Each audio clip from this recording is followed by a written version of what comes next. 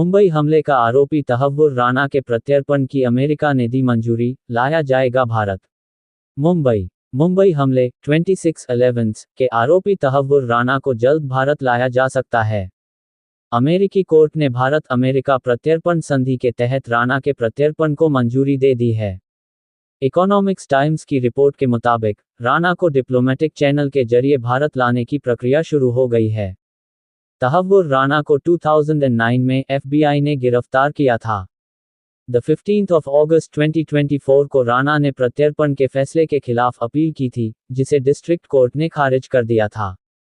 अमेरिकी अदालत ने अपने फैसले में कहा था कि दोनों देशों के बीच प्रत्यर्पण संधि के तहत उसे भारत भेजा जा सकता है।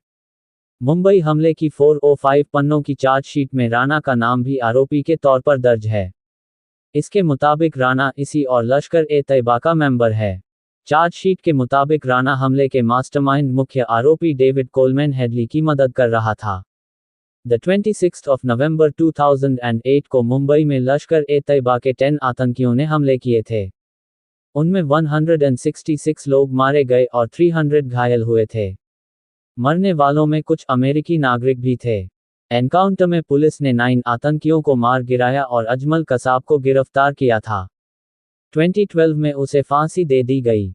मुंबई पुलिस की चार्जशीट के मुताबिक राणा आतंकियों को हमले की जगह बताने और भारत में आने के बाद रुकने के ठिकाने बताने में मदद कर रहा था।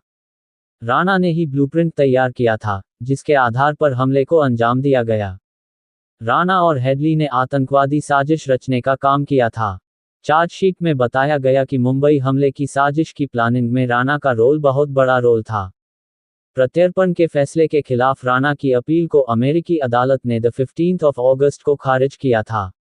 अमेरिकी अदालत ने 15 अगस्त को अपने फैसले में कहा था कि दोनों देशों के बीच प्रत्यर्पण संधि के तहत उसे भारत भेजा जा सकता है। भारत को सौंपे जाने से बचने के लिए पाकिस्तानी मूल के तहव्वुर राणा ने अमेरिका की कोर्ट में हेबियस कॉर्पस यानी बंदी प्रत्यक्षीकरण दायर की थी। बंदी प्रत्यक्षीकरण याचिका का इस्तेमाल उस समय किया जाता है जब किसी व्यक्ति को अवैध रूप से कस्टडी में रखा जाए।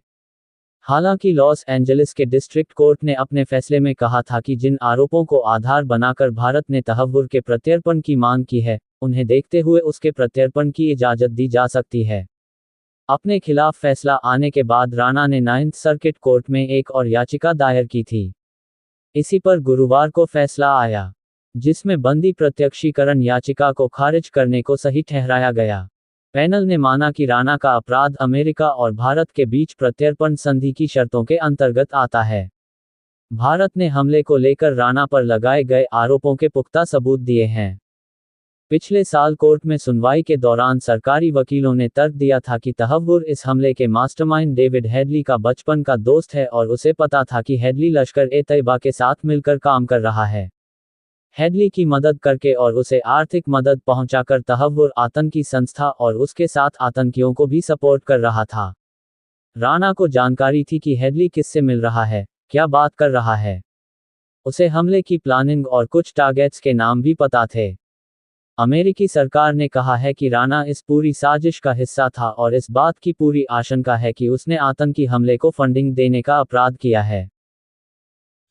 और भी ऐसी तरह तरह की न्यूज़ को देखने के लिए हमारे चैनल को लाइक करें, सब्सक्राइब करें और बेल आइकन जरूर क्लिक करें, इससे हमारे आने वाली न्यूज़ की नोटिफिकेशन आप लोगों को सबसे पहले मिले।